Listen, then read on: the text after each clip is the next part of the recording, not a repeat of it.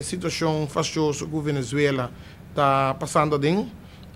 nós na Aruba também, mister toma alguma precaução para o que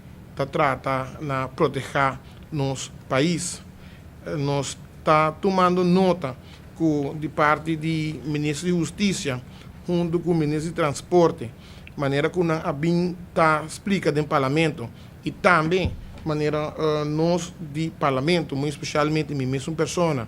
a várias perguntas na Ministra de Justiça como está preparando o mês para zorgar que a Aruba está mais melhor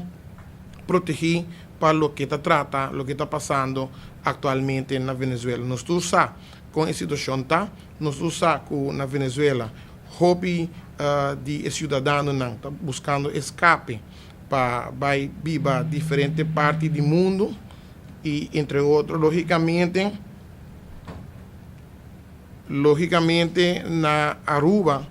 Corsol, Bonaire, tá a isla não está o país não está mais cerca para não por escapar bem e para buscar uma melhor vida. Nós todos compreender o fenômeno aqui, nós todos compreender que cada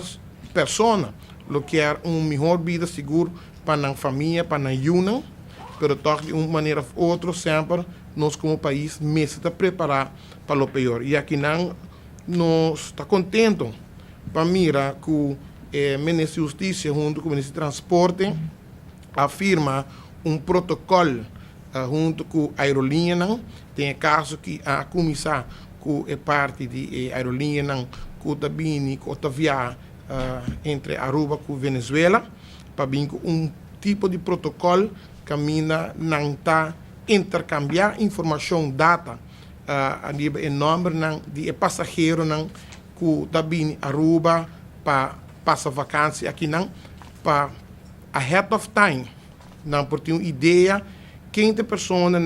que a book passagem para vir Aruba e assim por lograr fazer um melhor screening para mim que o